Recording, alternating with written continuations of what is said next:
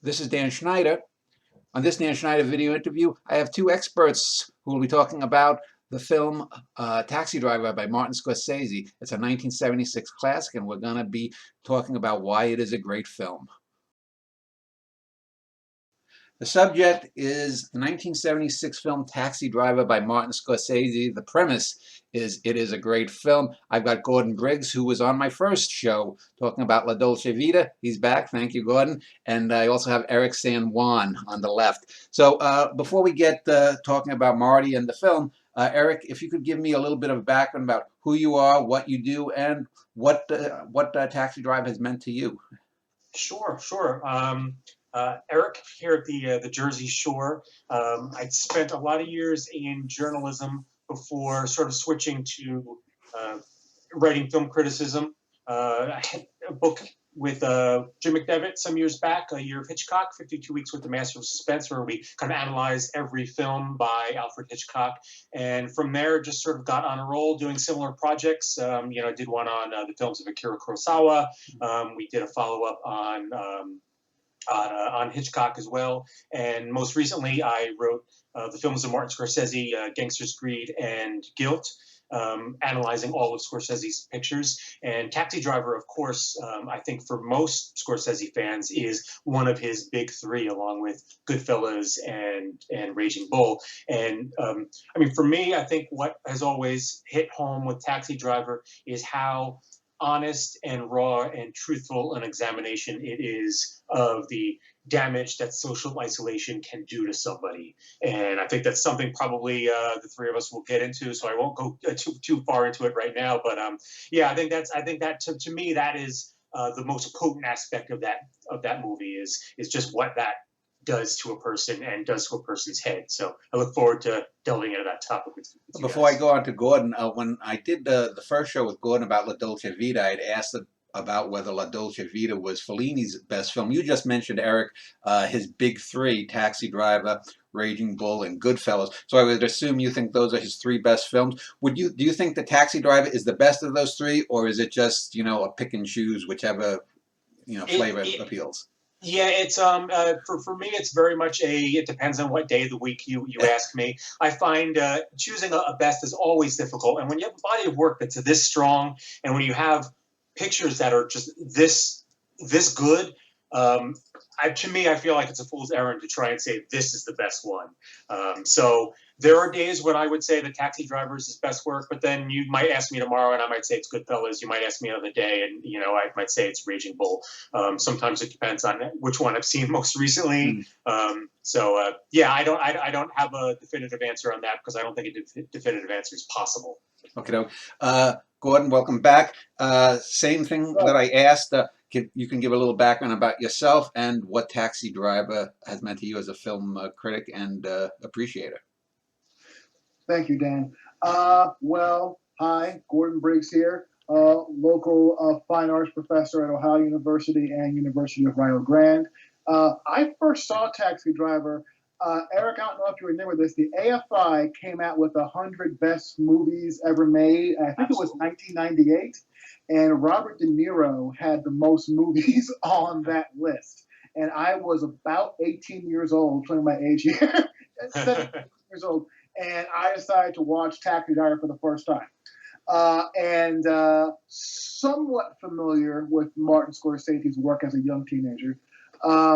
Saw it and not only liked it, but realized I was seeing a much more refined version of a type of cinema we had gotten for years, kind of an angry male Avenger movie. Yes. And because there are movies that kind of predate this, like I think Straw Dogs predates this, the Peckinpah movie, Death Wish does, and Dirty Harry does. But in even like Walking Tall, and in those movies, the protagonist is without a doubt in the right. He's correct. He's the hero, and you're supposed to be rooting for Dirty Harry. You're supposed to be rooting for Charles Bronson. What was strange about Taxi Driver is that it's this movie about a vigilante. It's a movie about this lonely man, and he's both the protagonist and in some ways he's the antagonist of the movie, isn't he?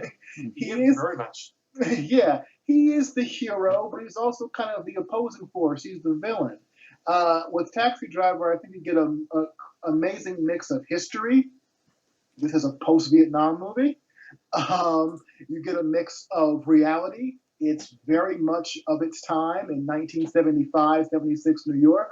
But you also get these slight touches of fantasy. I'm sure we're going to get into this later about what the ending to the film means, these references, these clear references to the Western, and just how much of this movie is in the main character's mind and how much of it is actually in the real world. So that's why I think it's fascinating about it. Well, Gordon, you heard me, you heard Eric talk about his big three of Marty. Would you agree with those three? And do you think Taxi Driver is his best film, or do you have a different three? Or so? I love the three that Eric said: Goodfellas, Raging Bull, Taxi Driver. Look, I'm just going to be different. We have a good conversation here. Different and say my favorite Scorsese films are his non-gangster films, his religious films.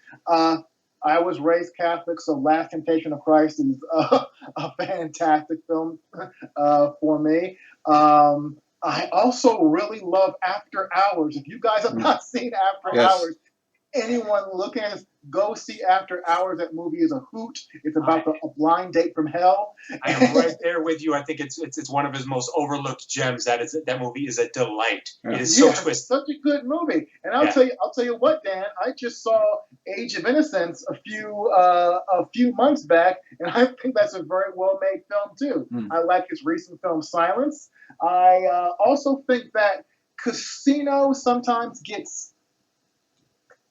People say that Goodfellas is better than Casino. I think Goodfellas is better than Casino. But Casino has one of the best opening scenes you will ever see in a movie. When De Niro just gets into a car and the car blows up and we go into opera music. I mean, it's just beautiful. So I'll agree with Eric that this is a guy who has an incredible filmography. And that's not even counting the stuff from the 70s, like, Alice Doesn't Live Here Anymore. Absolutely. and Gordon, can I if you haven't seen it, can I recommend, since you seem to be drawn to his work of more of a spiritual nature, if you haven't seen Kundun. Kundun's great.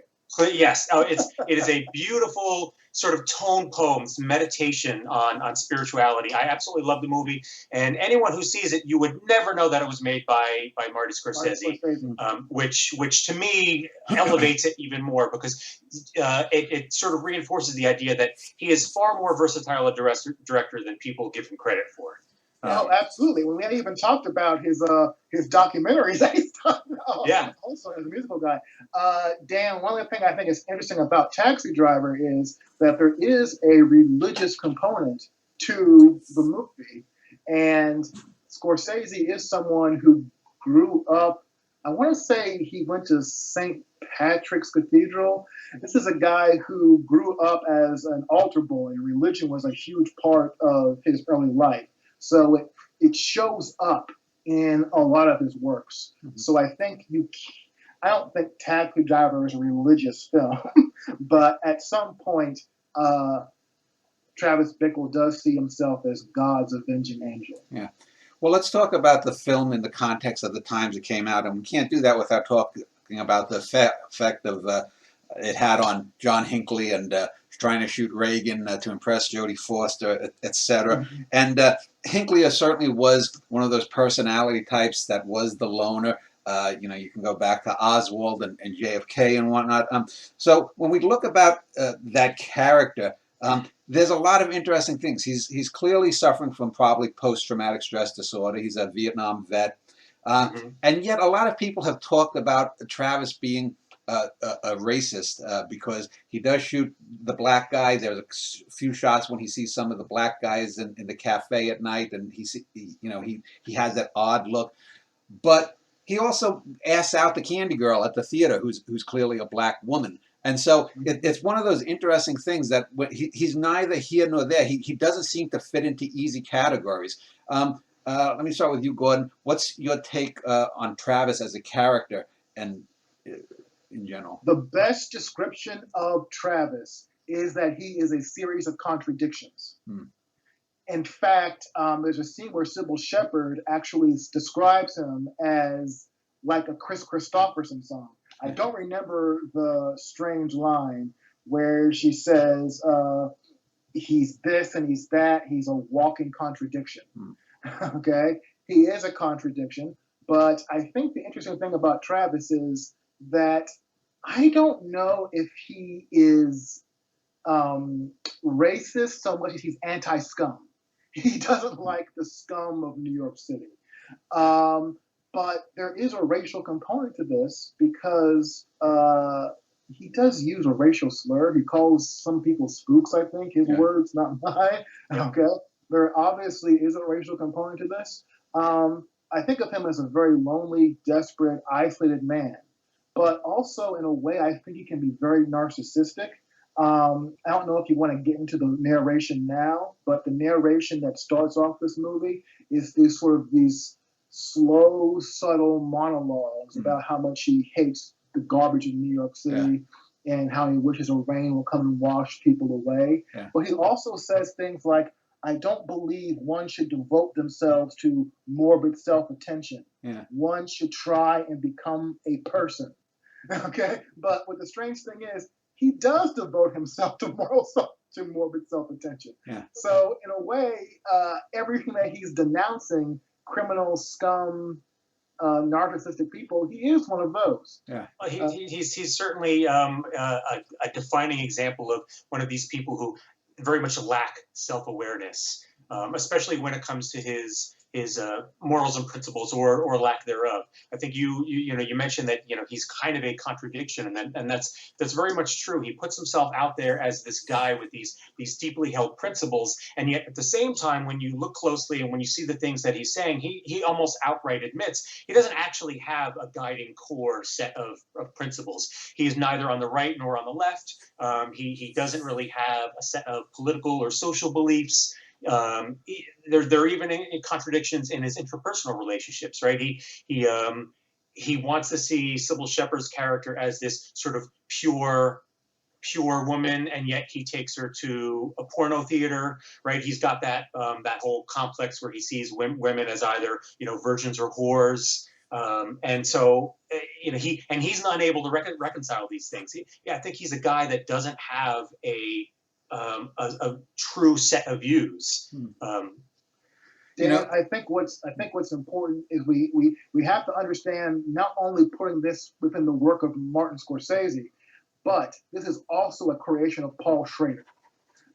Paul Schrader is someone who came to New York and I think was living in his car at the time he wrote this, and he wrote it in 10 days, and he used to go around the city driving. That he suffered from, which he can't sleep. He suffered from insomnia. I almost call it narcolepsy. He suffered from opposite, He suffered from insomnia. So Paul Schrader wrote this person as someone who was almost experiencing the same things that Travis was experiencing the same things the screenwriter was experiencing. And I think Paul Schrader actually was reading the diary of a guy who tried to kill, was it George Wallace or John Ford? He read the diary of someone who tried to shoot a presidential candidate. Okay? It's one of those 3 assassinations that this movie is tied up with.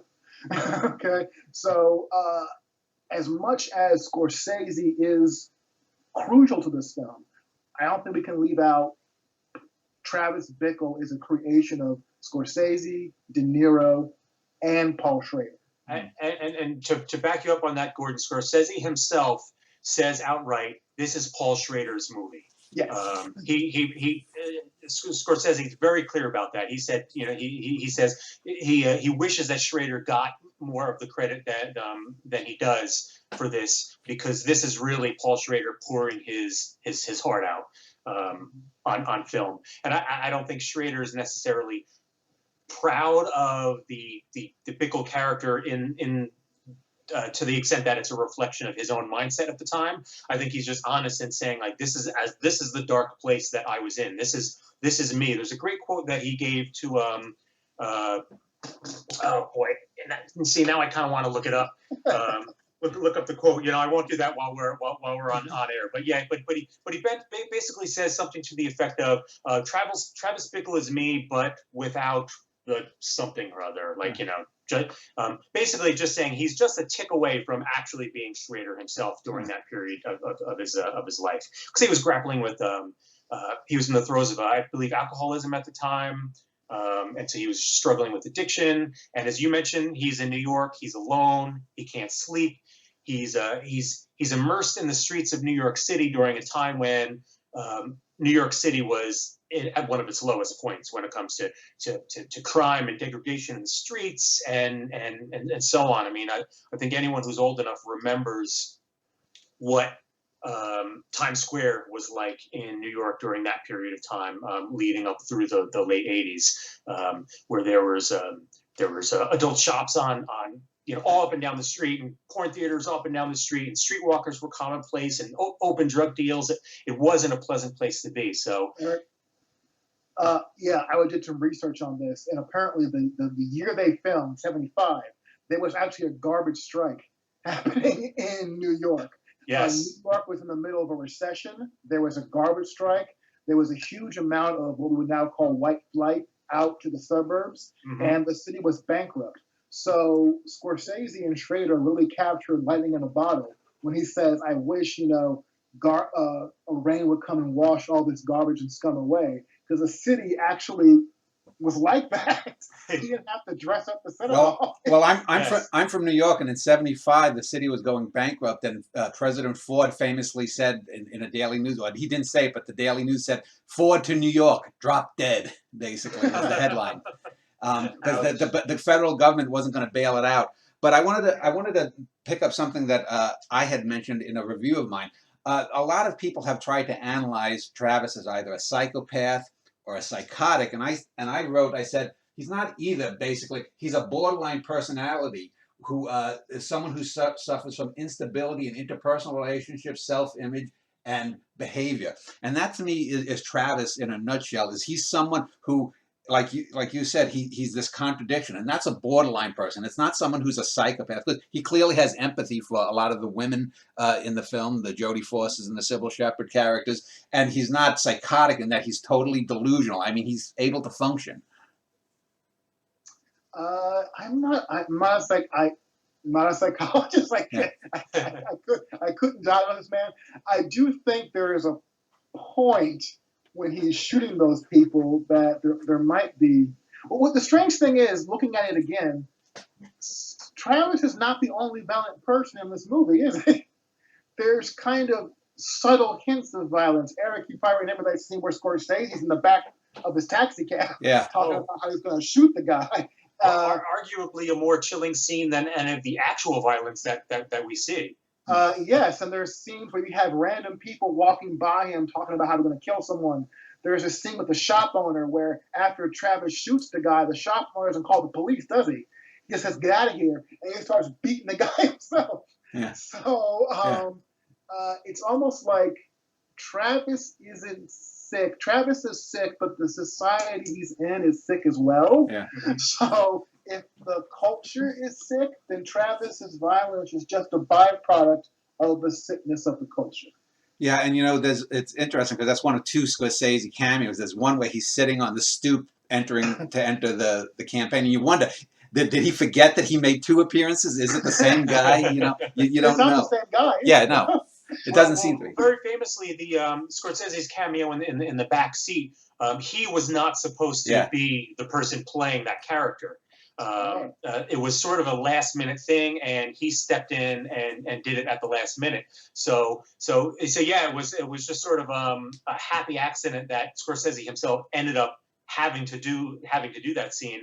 And I'd say he hit it out of the park, but boy, it's a scene that after you hear his monologue there, you kind of want to take a shower. Yeah. Before we go into the film scene by scene or chronologically, I do want to talk about one more aspect of the film that came afterwards, and putting aside the Hinckley stuff and the white loner avenging angel kind of theme. Taxi Driver is one of a number of films, including Scarface by De Palma and Goodfellas, also by Scorsese, and a couple of other ones, that even though they have basically 95% white characters, they have been very enmeshed in what's called hip hop culture. They are seen as films that are seminal to what would later become, this hip hop culture, which is associated with Black Americans. Let me start with you, Gordon. Have you? That seems very interesting, but kind of odd too, since, as I said, Travis is often seen as being a racist, yet he's been embraced as a character that's cool, just like Tony Montana. With Scarface, and I don't know if any of you guys have seen the Christopher Walken movie King of New York. Yeah, yeah. With Abel Ferreira. There is this is a long, complex topic that sometimes what hip hop will do is it will take aspects of pop culture like rock and roll music, and it'll kind of give its own spin on that, like when Run DMC did the cover of Walk Was played by Aerosmith. Yeah. So sometimes in the search for a role model or an outlaw figure, hip hop artists will gravitate towards The Godfather or Taxi Driver or Frank White from King of New York or an Al Pacino from Scarface, because guess what? They are the American dream. In a way, they are the American dream. They're the outlaw. They're the person who succeeds. Even though Taxi Driver, he doesn't become rich, he becomes famous, he becomes admired, he becomes sort of a celebrity at the end of the movie, and he does it through violence. What's more American than that? Getting what you want through violence. Eric, so I think it's part and parcel with a certain aspect of hip hop embracing the outlaw and modeling hip hop artists modeling themselves after the outlaws of society. Eric, any comment? Yeah, and I think there's also a certain degree of kind of wish fulfillment there, especially in that a lot of these characters, the backgrounds that they're coming from, they kind of rise up from that, and they're facing this similar kind of struggles. You said Travis Bickle, who's on the streets, the crime-ridden streets of New York City, and he decides he's going to stand up to crime and sort of take it in his own hands and rise above that, as Gordon points out, through violence. And early hip hop in particular, not so much these days, but early hip hop in particular was very much storytelling from the streets of urban centers in the United States, New York, especially, because that's where, yeah, absolutely, because that's where hip hop was born, was in New York City. So around that time too, around the late 1970s. Yes, this is exactly when it was being born. So it's kind of easy to see why hip hop artists of the era might look at Travis Bickle and be like, okay, this guy's one of us. He's facing the same things we are. And just like in the stories that we're telling in our music, this guy stood up and said, you know what? These people around me are scumbags, and I'm going to take care of it.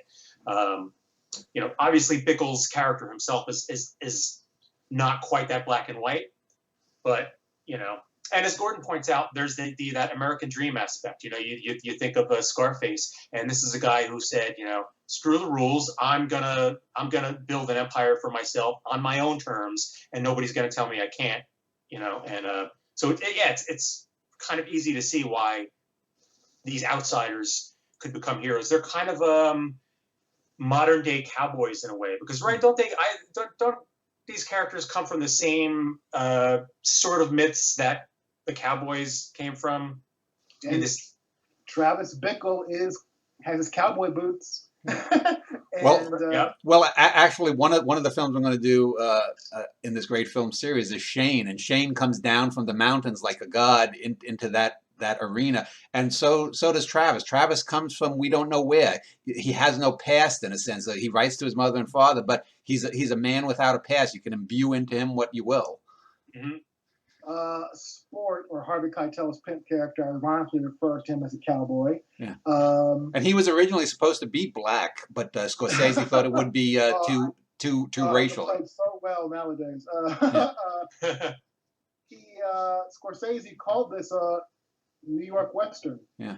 He called it a New York Western, And if you think about something like The Searchers, I don't know how familiar you guys are with this movie, Yeah. The Searchers. Yeah. Okay, Searchers is it's terrific. about Yeah. a white cowboy trying to rescue a woman from sexual slavery. And what does Travis try to do with Jodie Foster? He tries to rescue her from slavery. Or what he thinks is anyway. So there is this idea of a myth-making quality about Travis Bickle, about Taxi Driver, which I think plays into the kind of fantasy aspects of this. How much of this movie is Travis' fantasy of what he thinks is doing the right thing, and how much of it really is him doing the right thing?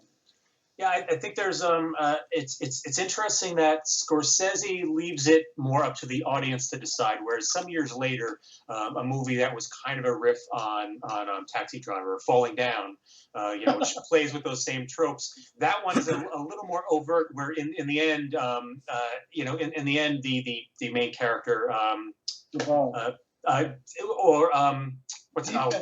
am I blanking out? But he says. Michael Douglas, that's right. Michael Douglas's character, he comes to that realization in the end. Wait, I'm the bad guy, which is a realization that Bickle never actually has. Bickle is embraced as a hero, But years later, I guess in Falling Down, they wanted to underline that point a little more overtly and said, no, he's not actually. He's not actually the hero you think he is. Well, also Falling Down, though, came after the Bernard Getz incident in the 1980s, too. Right. This Taxi Driver was before Getz. So that's a great point. Yeah, that's a great point. So let me start with you, Gordon. The film opens, we have this, the car, the taxi, moving through these mists of hell, coming up from the sewers. It's a very evocative opening. We have the beating of the drums, the clashing of the cymbals kind of thing. And it's very much a dramatic and melodramatic opening, but very effective. Talk to me a little bit about the mood of the film from its start and how that takes us right into Travis's sort of hell. Okay. Opening is the fog with the steam coming from the city streets and the cab kind of moving through that. What struck me not only was the imagery, was Bernard Herrmann's soundtrack. Yeah. I don't think this movie would be as strong if it wasn't for that soundtrack, which I think was his last or one of his last. It was his last.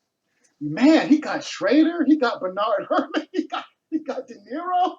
He got some heavy hitters for this movie. As a young director, too. Yeah, he was one of the film school brats, right? So he does this, and you hear this narration. Now, here's the strange thing. I want to ask your guys' opinion about this. The narration, how do I say this? I think it's deliberately meant to alienate the audience as well.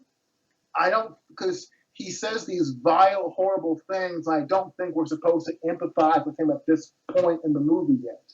So you have the visual aspect of the movie, but I think Taxi Driver has a very strong soundscape. Yeah. What I mean by that is that combination of his narration on top of Bernard Herrmann's score. It's very dreamlike, but you hear him saying these awful things. But because the movie takes place almost, I want to say 95% of this movie is Travis's point of view. Yeah. There are a few scenes where Travis is not there, but 95% of it's from Travis's point of view. So I'm thinking that it's almost like the audience is I wrote down, we're being poisoned with his thoughts. Yeah. We're being given these things. I don't know if these people are scum. They could be very nice people. But he's saying, oh, look at all this scum. Look at all this trash. I hate this city. I drive everywhere. I don't care. I can't sleep. So it's almost like the audience is being conditioned to see the world through Travis's point of view. Eric? Yeah, I think you're absolutely right, especially touching on Bernard Herrmann's score, which is remarkable throughout the picture. And in this opening scene, it's especially effective because it eases back and forth between this sort of very sexy saxophone-driven, very New York sound, and then it goes into this more twisted sound, and then it swings back and forth between something more traditional and something kind of ugly and profane. And I think it's very much a soundtrack of Bickle's mind, because I think Bickle's mind works in much the same way. We talked about contradictions before, and I think you have to touch on it here again. Bickle is talking about the nature of New York at this time in a way that a lot of people might sympathize with. This idea that the streets are overrun with criminals and scum and so on, but he couches it in terms that are really off-putting and difficult to hear, because he's dehumanizing these masses of people. And as you point out, Gordon, we don't know that all these people that he's pointing to are actually scum. He's just painting with this very broad brush, because as we come to learn, he is completely self-isolated from society at large. He is the definition of a loner. So he doesn't have any actual contact with these people. All he knows of these people is what he sees through the windows of his cab. Yeah, and it's go ahead. Well, I was going to say I think it's really, really important. Not only the title of the movie, but the whole idea of him being in a cab, because the cab is not only isolating because he's not really interacting with people, but every interaction is kind of this temporary and economic. So people are there, but sometimes he is literally distanced from people who are like a couple of feet away from him. And even those interactions are done at an even greater distance, because they're done through the rear view mirror. Yeah. He's not actually having a face-to-face interaction with these folks. There's kind of that barrier there where they cannot be real human beings to him, because he's just looking at them through this little tiny mirror. Yeah, I was going to say, Travis Bickle reminds me a lot of the character who goes psycho at the end of the first half of Full Metal Jacket, and I could imagine Travis being inducted. He's being drilled by this sergeant. He doesn't kill him like in Full Metal Jacket. Then he goes to Nam. He's surrounded by all these processes. Hey Joe, I sucky you off, etc. And then maybe he has some incident like the sniper girl in that film. So I almost think of him, even though it was a decade before, as sort of a refugee from that kind of world. And he's transported that back here to New York, and he's looking, and then he's got that, and then we get the the little she walks like a goddess, or whatever he says regarding Sybil Shepherd, and that lifts him out of it temporarily from where he's going. Well, I think the comparison to Private Pile in Full Metal Jacket is apt. One of the things I sort of touch on in my chapter on Taxi Driver in my recent book is that Taxi Driver was one of the earliest pictures to dive into what became a Hollywood trope, which is the idea of the disturbed Vietnam veteran who is a loose cannon, who comes back from the war, and he's a danger to everyone around him because he's a loose cannon, and you don't understand the pent-up violence that is inside him. And there hadn't been a lot of that prior to this. There was one or two movies that lightly touched on it, but this was really one of the first to make it a lot more overt. Until we started getting it in, like, your Deer Hunters and your Rambos and your Full Metal Jackets and so on. The movie doesn't get too heavy-handed about it, but as Gordon pointed out earlier, they do make sure you understand that he's a Vietnam vet. He's back from the war, and I think that's pretty noteworthy given the time that this was made.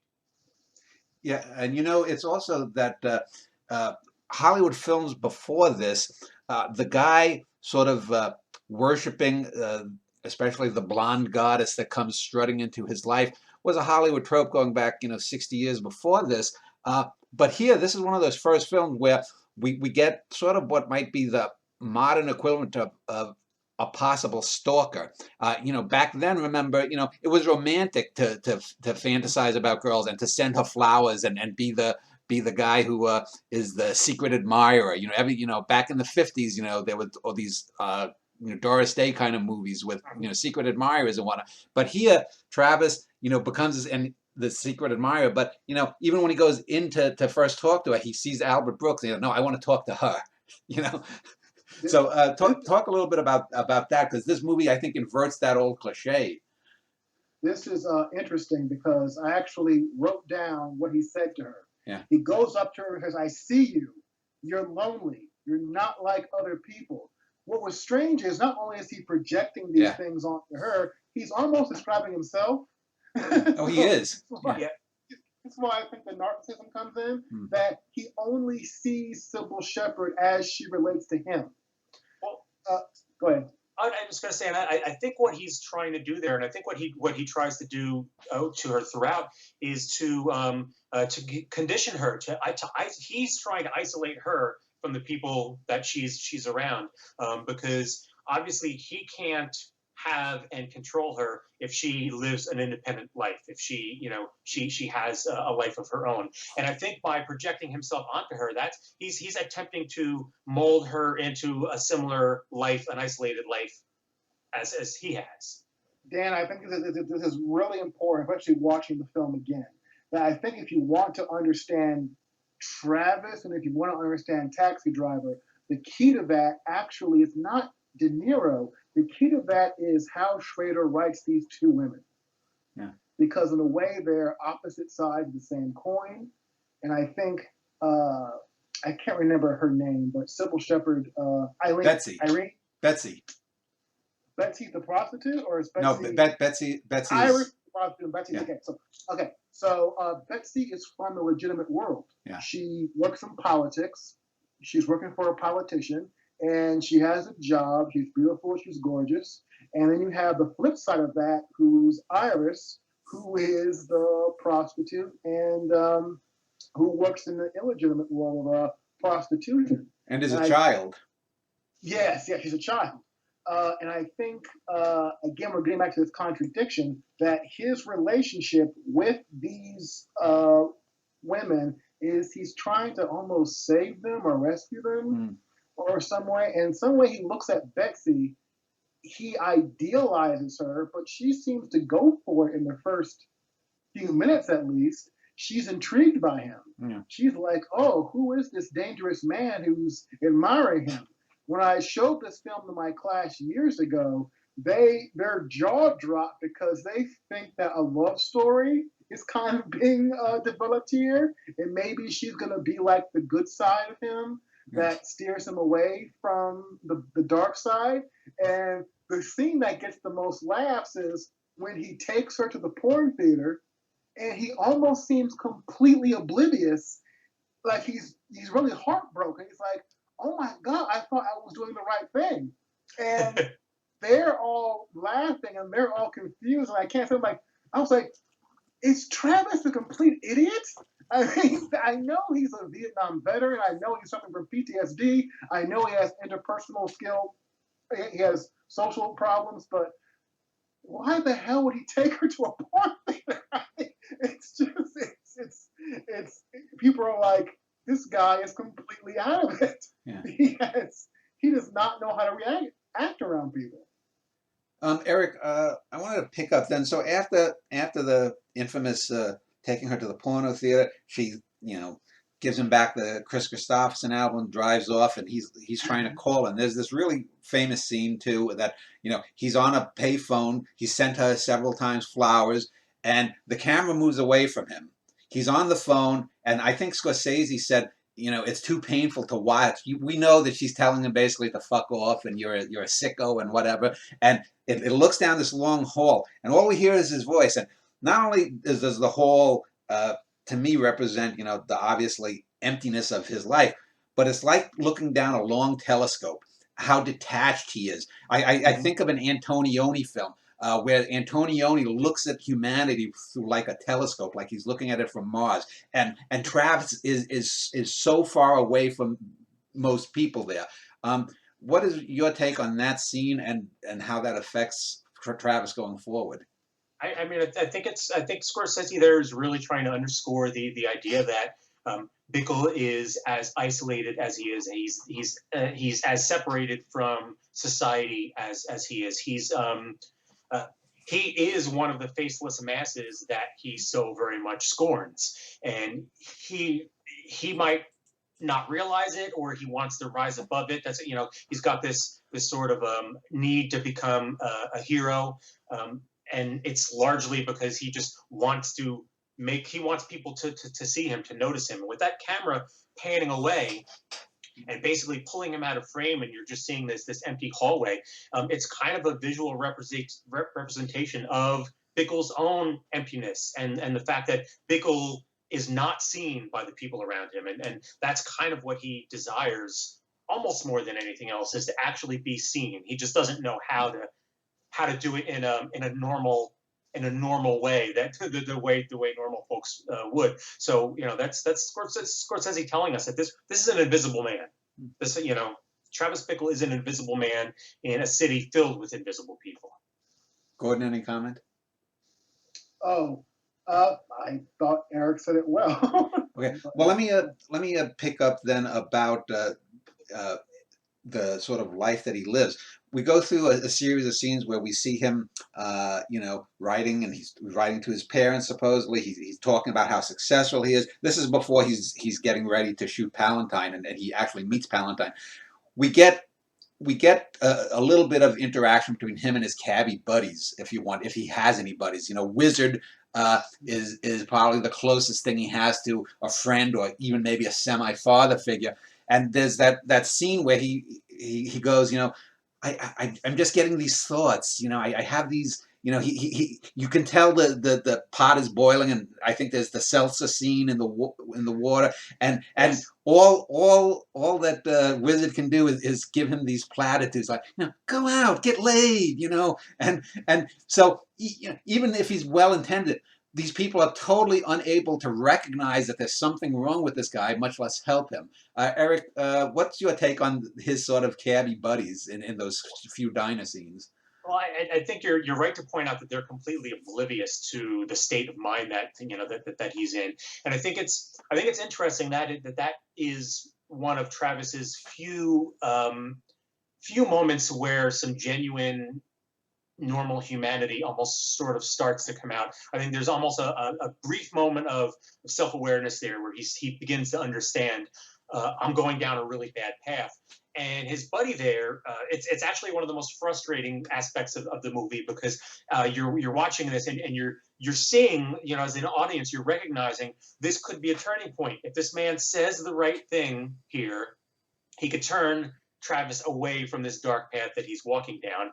But he has absolutely no idea that Travis is reaching out. He's trying to get this sort of a light. He's trying to get a lifeline from somebody. He's trying to get somebody to say, you're going through something tough, and here's how we're going to get you through it. Instead, he doesn't just brush him aside, but I almost feel he almost kind of encourages him to go out and embrace the dark thoughts that he's having.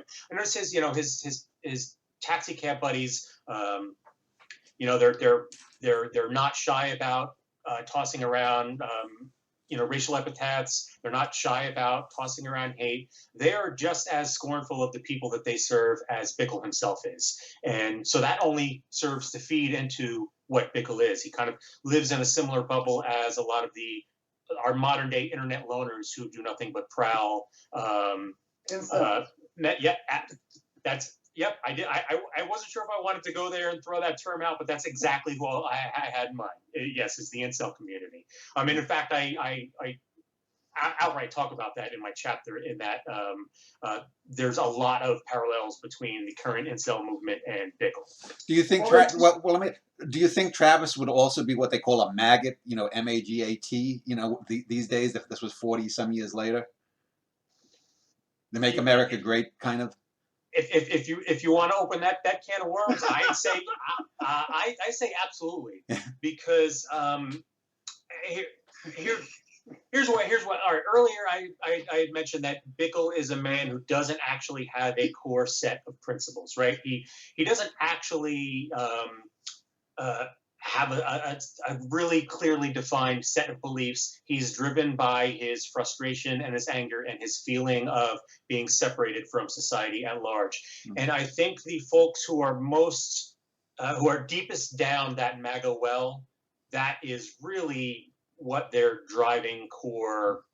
That's really what's driving them. It's not a set of clearly defined beliefs, because if it was, they probably wouldn't support the people or person that they do. Yeah. It's more they're driven by frustration and anger, and so there you go. That can of worms is open. I'm just thinking about De Niro always saying "F Trump." Yes. It's hard to see him like that. Every time someone asks Travis what he's thinking, it always kind of starts off quiet and polite, then it takes a turn. Yeah. The scene where he talks to the wizard or Peter Boyle, it's almost like Travis is aware that he's going down a road, that he's aware that something is wrong. I think I pinpointed the scene where Travis actually goes over the edge and actually loses it, and that's the TV scene where he just kicks the TV over with his cowboy boots. But I'm also remembering that scene where Palantine gets into his taxi cab. Yeah. And that kind of starts off as a genuine connection, and then it just turns into a rant, a violent, horrible rant. So it's almost like there are these genuine moments like, you know what, I'm really upset about this. And then it just turns like, no, I want to kill all these people. Or something Well, like and you that. can see Palantine in the back seat. You can see his eyes as Travis is talking. He's thinking that this guy's normal. Then when he starts talking about washing the scum away, Palantine sort of looks at, I think, his bodyguard and is like, let's get the fuck out of this cab. Yeah. I feel like now, 35, 40 years later, that rant that he has in the cab, I feel like I've read that same rant on Reddit message boards and on Twitter and so on dozens of times over the last several years. Yeah, it's not that far off the mark. It really is not that. I read the journals of the Columbine shooter Eric Harris, and it's a 16-year-old kid who sounds just like Travis Bickle. He wants to wipe out.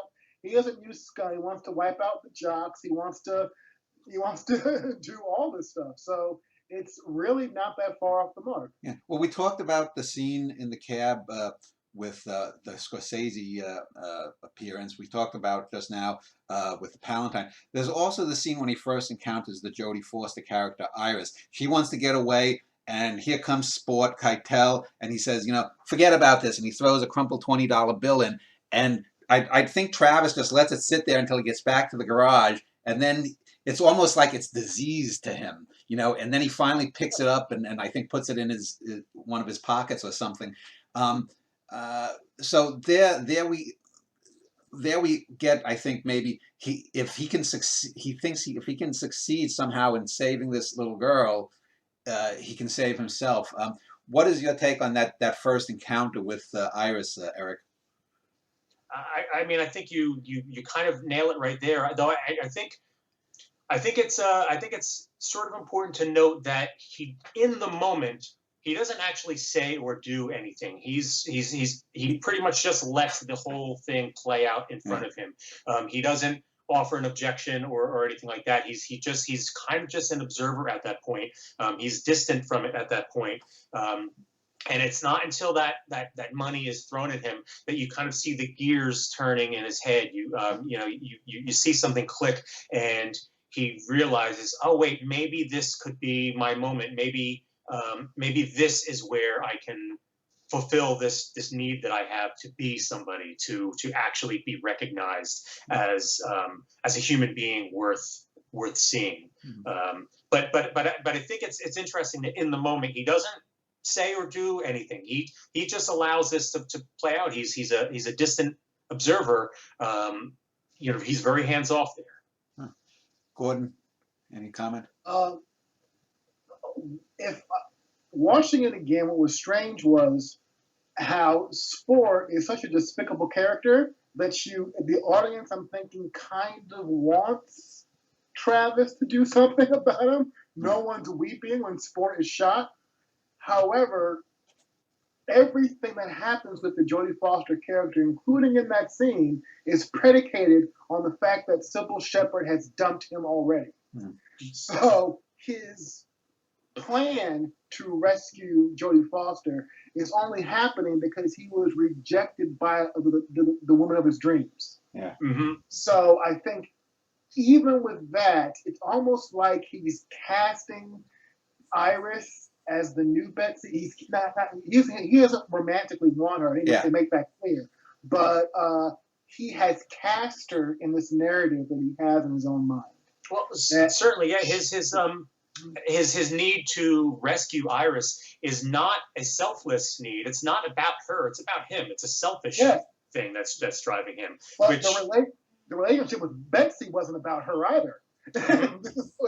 All of this is about him. Yes. All of this is about him feeling better. I think no one gives Scorsese enough credit that he is a guy who makes movies that critique masculinity. Mm-hmm. We would call it toxic manhood now, but he makes movies that really go after that male mentality of the world is mine. That you're here to be rescued. Yeah, Go ahead. I'm sorry, go ahead. I wouldn't call him a feminist director at all, but I would say that he does make movies that critique manhood and masculinity. Yeah, I agree. He's been criticized by some for glorifying sort of these anti-heroes and these sort of toxic males, but I reject that criticism because I think in almost every case these guys get their comeuppance. Things don't end up good for them. I think Raging Bull? Yeah, absolutely. Raging Bull? Are you kidding me? The Irishman? Are you kidding me? Things don't work out well for these guys at all. No, the typical Scorsese story arc for these characters is not only just a rise and fall, but, and this is very important, the fall is always their own fault. When these characters collapse in the end, whether it's Henry Hill getting busted or Jake LaMotta becoming, this bloated mess and so on, it's their fault. It's not outside forces that do it to them. They are the architects of their own collapse, and that's really important. So when people say that Scorsese glorifies these characters, I can't agree with that whatsoever. I think you're right. He's critiquing the toxic nature of what it is to be this kind of person. And he does it in film after film after film, right up to The Irishman just last year. Yeah. Well, I remember one of his first movies, Who's Knocking at My Door? Yeah. There's a scene where Harvey Keitel's girlfriend admits that she was raped. And Harvey Keitel basically dumps her because she's no longer a virgin. It's this horrible, horrible scene. And also she's, I think, an epileptic, too. It's this horrible, horrible scene. So I think there's this not only critique of masculinity, but particularly this binary of, Madonna whore, pure girl, non-virgin girl. It's wrapped up in Catholicism, violence, male psychology. It's very, very specific. Yeah. This is where it separates this from a movie like, say, The Joker. It's a very, very, very specific type of masculinity that's being critiqued here, and a very specific type of character trait. So I believe I've got the chronology correct. I think after a few scenes with Iris, there's the scene where Travis is outside this shoddy hotel, and then we see Sport and Iris alone up there. And because it can't possibly be Travis's point of view, some people have thought this is his projection of what's going on rather than what is going on.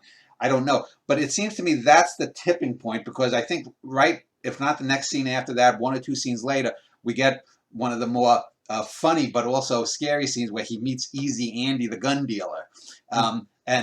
So let me, Gordon, if you want to start off, talk maybe about that scene with Sport and Iris, and then getting to Easy Andy and his easy guns. I remember the scene you're talking about. Is this the scene where Harvey Keitel and Iris are dancing? Yeah. Yes, okay. That's his improv scene. It's one of the only scenes without Travis in there. So, of course, there's how much of this is real. I thought that it was a real scene. And I also thought that it was also a moment where you see that how a pimp might seduce a younger girl, that he's telling her how beautiful she is, and that he wishes everyone in the world could make love to her. And I'm thinking that this is not the first time Sport has done this. Okay, this is probably the 10th or 11th girl he's pimped out. But also I thought that this is showing a kind of different version, maybe, of what Travis was trying to do to Betsy. Not pimp her out, but own her, possess her, control her. In that respect, I think that Sport and Travis Bickle might be birds of the same feather. But I think it just as far as plot goes, it kind of went into the Jodie Foster character and the Sport character that they had this relationship, and that she wasn't really his prisoner, was she? She's voluntarily there. Yeah. I think that's what I got from her. That it was almost that this was a Prince Charming thing to her. That she was willingly there. She might have been strung out, who knows. That she was willingly there because she thought that Sport was a nice guy. So that's kind of what I got from it. Eric? Yeah, I mean, I think Gordon has touched on what to me is the key takeaway of that scene, which is that Sport and Travis really aren't as far removed from one another as Travis might think. Travis seems to see Sport as somebody far more horrible than he is, and so on. Yet Travis is essentially trying to do the same thing with Betsy, and also with Iris as well. This sort of to manipulate them and own them and possess them. So that's kind of what I take from that scene. I do think it's interesting to note that all that dialogue was improvised by Keitel, which in a way makes it feel even dirtier to me, because the fact that he is delivering this to, I believe she's supposed to be 13, I think, roughly around there, 12 or 13, is really unsettling. I think as Keitel described it, he wanted it to be like a why am I blanking out on the singer? Let's get it on. Marvin Gaye? No, I'm sorry, not Marvin Gaye. The guy, yeah, the guy with the deep voice. Yes. I know who you mean. Barry White? Barry White. Eric, after that scene we were just talking about, as I mentioned, there's the Easy Andy gun dealing scene, which the guy who played it, actually, I think Scorsese did one of his documentaries on him a few years later. But we get this slick talking guy who's got 5 or 6 guns in a little valise, and Travis ends up buying them all up in some seedy hotel room. So how about that scene? How did that strike you, Eric? I just the idea that it kind of normalized the hyper violence that was to come. It sort of eases the audience into that hyper violence that we're about to see. And coming out of mid 1970s New York, the idea that they made it seem so casual was something I don't think we had seen before in cinema. This idea that hey, I'm planning on maybe murdering some people, and so I guess I should go pick up my supplies. To have it be such an almost light scene was a really kind of unusual and jarring choice by Scorsese. But of course, that's what he excels at, is jarring choices. Yeah. So after this, then we get the series of, I think, scenes where, we see him putting his fist over the fire, he's doing the pull-ups, he cuts his hair, the mohawk, he's training, he's a man on a mission. And then after that series of scenes, the famous scenes in the mirror, you talking to me, you talking to me. Do you want to just comment on that before we go to his going after Palantine Gordon? Because that's such a famous scene. It's probably the most iconic scene in the film. Okay, 2 things. One is, if I heard the film correctly, Scorsese in the backseat of the cab in the previous scene, and he talks about how he's going to shoot the guy in the apartment. And he talks about a specific type of gun that he wants to use to shoot the guy in the apartment. I believe that's one of the same types of guns that Travis Bickle purchases in that scene. If I'm mistaken about that, please correct me. But I like it when a movie shows people purchasing weapons. I like that because it builds up the weapon in your mind even before the thing is fired. I liked it in that first Cameron Terminator movie. Chekhov's gun. Chekhov's gun. Yeah. Yeah, and Dirty Harry did it well, that they almost make the gun a character in the film. Yeah. The acquisition of firearms. Because sometimes in a Western or an action movie, people just have guns. They're just there.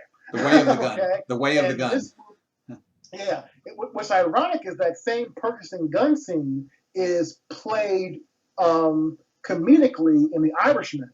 If you ever seen The Irishman, he has a whole scene about what type of gun you use, how heavy it is, and how you drop it and everything like that. When he lays the guns out on the bed.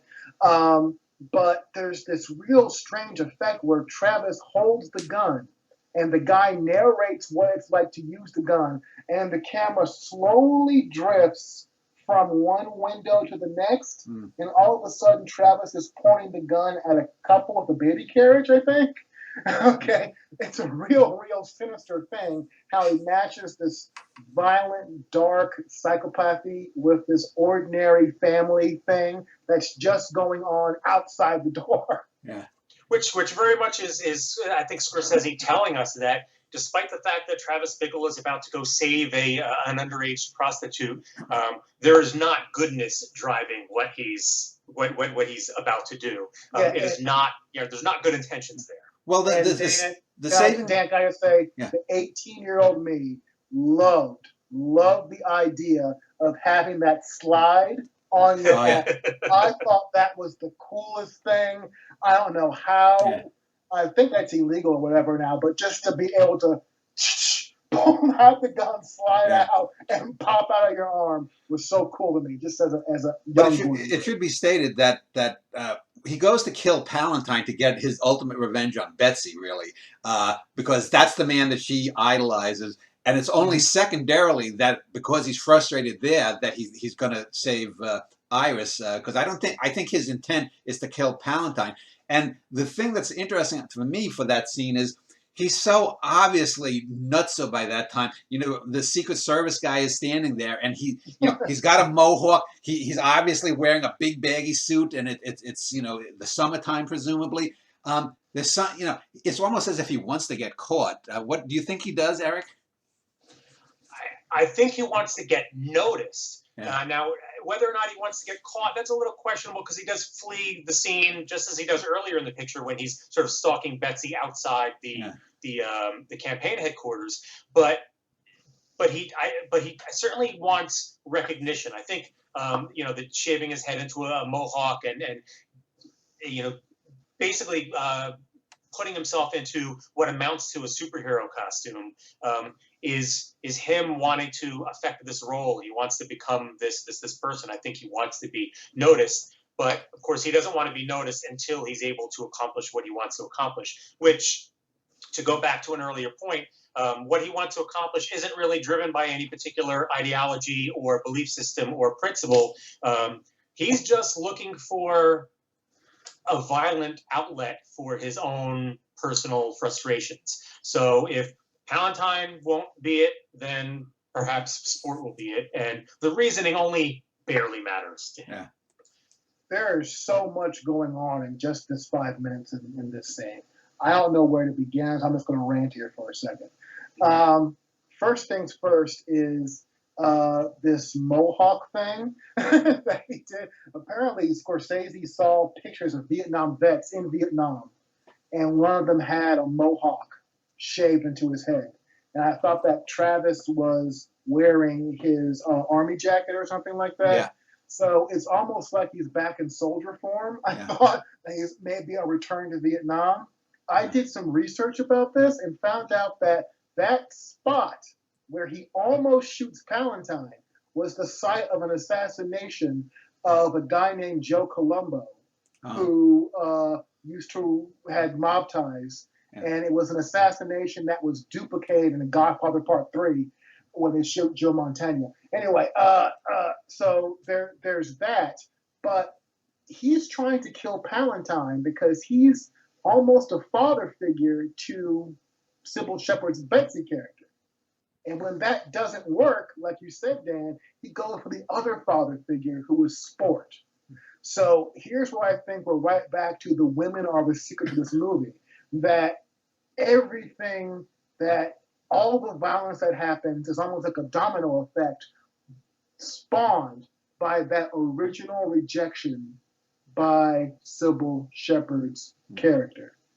And it should be said that I think Sybil Shepherd, if she had a chance to sleep with Palantine, she'd probably do it. She's clearly, he's more than a father figure to her. He's her superhero. Maybe. Yeah. A different movie entirely. Yeah. Last thing, Sybil Shepherd. Yeah, but I also think that he almost shoots Palantine, but I almost get the sense that it's done to impress.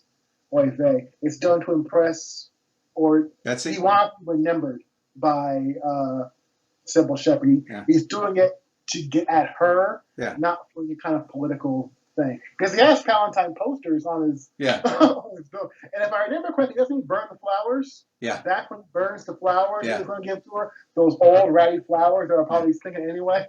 So maybe this whole thing is suicide by cop. Maybe he just wants to get killed himself. Maybe this is a bizarre suicide thing. Well, and as after his shootout, he attempts to turn the gun on himself. Yeah. So that's that's certainly part of what is driving him. Or at least we're led to believe that is the idea that he just wants his one final blaze of glory. To be before so that he'll be remembered. Yeah. But for the people who are listening to this, we also have to keep in mind that this is 1976, and the whole idea of a loner shooting a politician was not unusual at all. Yeah. We had gone through a whole decade of political assassinations. Yeah. So it's strange that the whole Jodie Foster Reagan thing happens here, because the movie itself is trying to mimic the political assassinations that happened in the 1970s with Gerald Ford, George Wallace, King, all those guys, Kennedy. So it's just one of a whole series of art imitating life, imitating art example. So then, the point I want to make, though, when he goes to so-called rescue Iris, the prostitute, he's talking for a minute or two with Sport on the stoop there, and he's intimating that he's known Sport before, because he talks about a couple of the things Sport had said earlier before the Mohawk. And what I find interesting is he doesn't really get more agitated until Sport seemingly doesn't recognize him. So again, Sport doesn't even recognize him from their past couple of meetings in the taxi cab, or when he paid Sport to go be with the girl. And then, he says, "Suck on this," and shoots him in the gut and goes off. So I think that's an overlooked thing, is that maybe he might not. I don't know if the thing that finally pushes him to kill Sport. I mean, he probably wanted to get in and see her, and he may have killed the John who was with her at the time. But I think it's the fact that Sport doesn't remember him, too, that is a thing there. Eric, do you agree with that or not? I do. I think that very much plays into what we understand Bickle to be at this point. He's this guy who is just thirsting to be recognized in some way. He's thirsting for people to see him. I sort of referred to him as an invisible man earlier, and that's very much what he is. I think the difficulty there comes in that he has self-isolated. He's a guy who's isolated from society, but it's a choice that he made. You see this in his letters with his parents, where he basically is keeping them at an arm's length. He feeds them some comforting lies, but otherwise maintains his distance from them. He doesn't maintain true interpersonal relationships with his colleagues. And when he first meets Betsy and begins to court Betsy, his first instinct is to try and sort of cut her off from the legitimate society that she's a part of and introduce her to sort of the more seedy underbelly of the city and of his life, and to isolate her just as he himself is isolated. Yeah. So not being recognized by Sport is to him the ultimate insult, because even this lowly street pimp has no idea who he is. Yeah. So for him, I mean, what a stab in the heart that is. Yeah. Gordon, I want to start with you for the next one because you mentioned it earlier in the show. So we get to the final shootout. He shoots Sport. He shoots one of the other low-level mafiosi or gangsters there. He shoots the pimp. Sport comes up the stairs. He shoots Sport a second time, kills at least 3 people, and even Iris is begging him not to kill it. To kill a guy, he kills the 3 of them. And then, like you said, he runs out of bullets, and he's just sitting there. And a lot of people then interpret that he's going to die anywhere from his own because he's been shot in the neck. Because we get that sort of godlike view down onto the apartment, and then we have the denouement there where afterwards. But so, what is your take? Do you think that after we get the final shootout?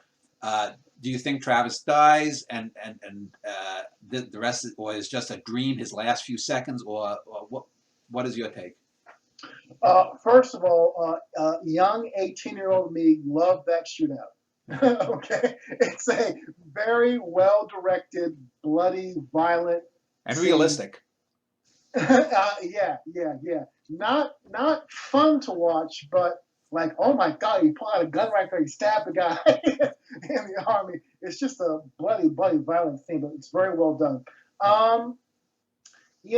As someone who's a cinephile, I always try and be careful about what is an interpretation I read that I think is interesting and my own interpretation of the movie. And my own interpretation is that Travis is alive. Yeah. He's alive. Yeah. And one of the ways I think is proof of that is that we hear narration from someone who was not him. We hear narration from Iris's parents. That's a good point.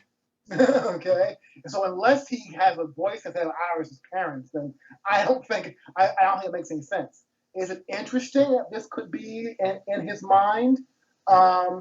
Probably. Yeah. But like I said before, 96% of this movie is in his mind already. 96% of this movie is from his point of view. So what difference does it make at that point? What I think is interesting is this use of narration of Iris's parents is thanking him.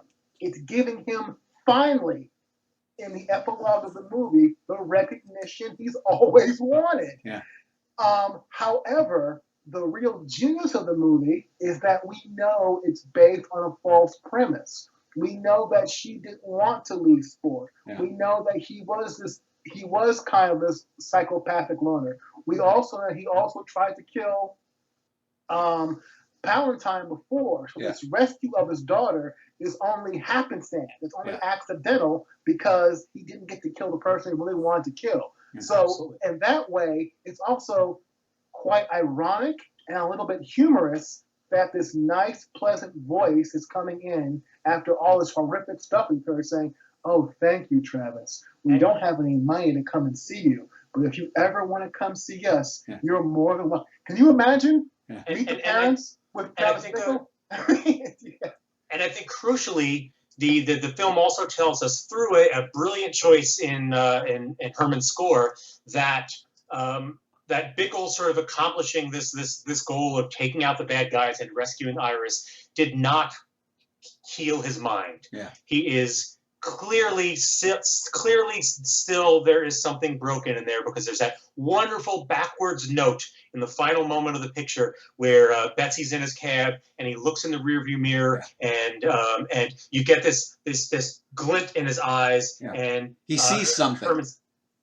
And Herman's score has this single backwards note that's just a little twisted in it, and that's when you understand, oh no, like there's still a monster inside Travis Bickle, and it's only a matter of time perhaps before it comes out again. And it's interesting because until I read in a review 5 or 6 years ago, after I wrote my review a dozen or more years ago, I would never have even thought that it was a dream.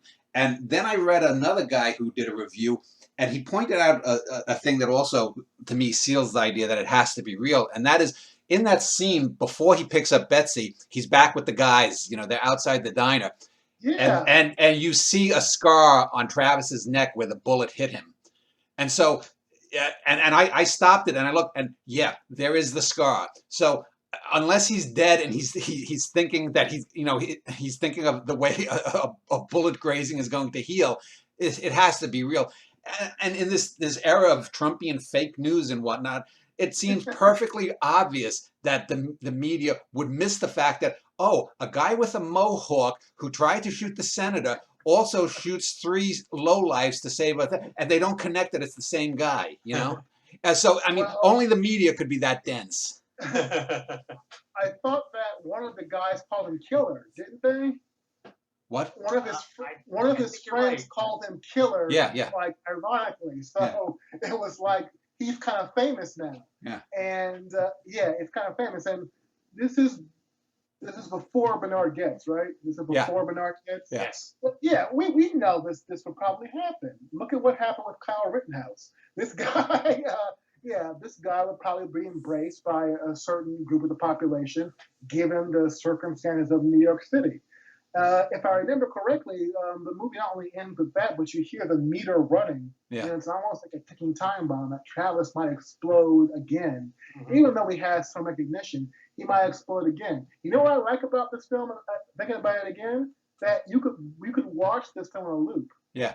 It ends the same way it begins, and it could almost just start again.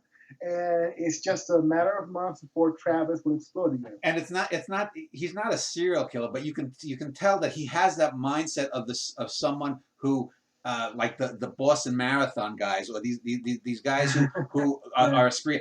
He has to get, the pot is boiling and it's just a matter of time. And who knows, the next time he might be successful, the next time he may end up dead. Well, and, Taxi Driver 2 coming in 2 years.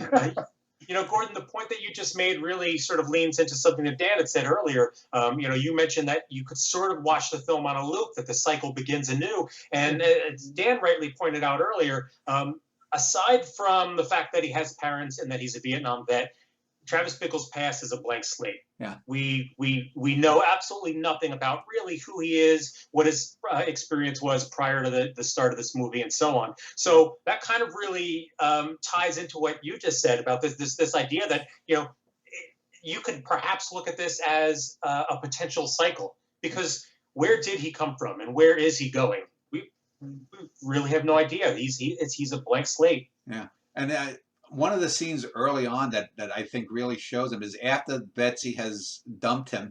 He comes back into the office and Albert Brooks is saying, "Please go away," and he gets into his judo pose or whatever it is, wanting to bring it, and it's just a total overreaction because Albert Brooks is hardly masculine. He's saying, "Please go away, don't disturb us," and he just flies off the handle like that. So I mean, it's all that way. But so let's well, before I end with my final question, let me just ask you: is there anything else about the film that either of you wanted to point out that we haven't touched upon? Go ahead, Eric. I would say that for anyone revisiting the picture now, and of course, Taxi Driver is one of these seminal films that is worth rewatching every few years. You're always going to pick up some new nuance in it. But I think viewed through the lens of today's social and political division, I think the film takes on a really interesting light, and it's kind of interesting to view it through that lens, and certainly obviously made at the time that it was. I mean, it's completely an unintentional thing, but it mirrors a lot of things that we're seeing right now in certain subsects of society, as far as people who have isolated themselves from society at large, and so on. I think it really rings just as true today as it ever has, and so it's really interesting to see right now. So let me just end with the final question and give the final answers to you. Gordon, as I did in the first film, then anything else that I've missed, why, if you could sum up, why is Taxi Driver a great film?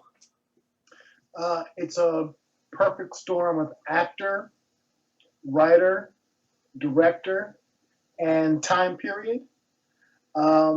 If we haven't mentioned this before, I think it's so important that people know about this period in Hollywood, We're talking late 60s, late 1970s, what we call New Hollywood American Renaissance.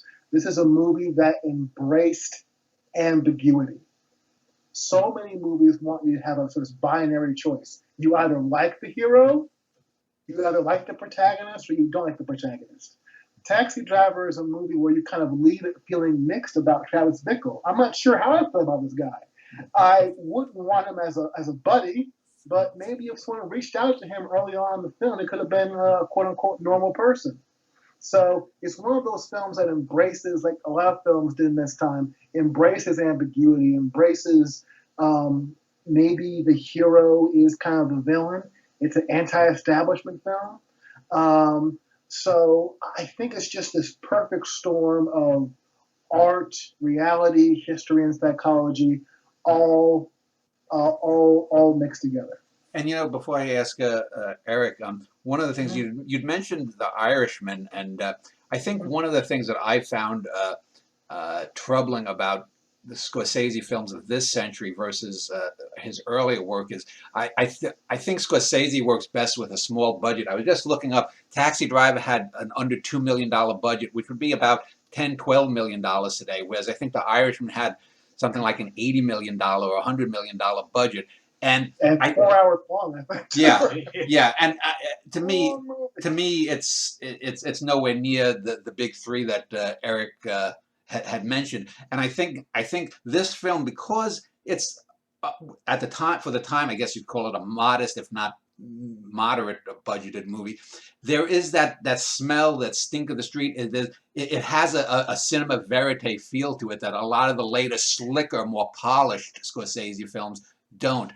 Would you agree that that's one of the strengths of the film, Gordon? Oh, absolutely. It's very much of its time. It's very much of its place. He actually, I'm gonna get a lot of hate for this.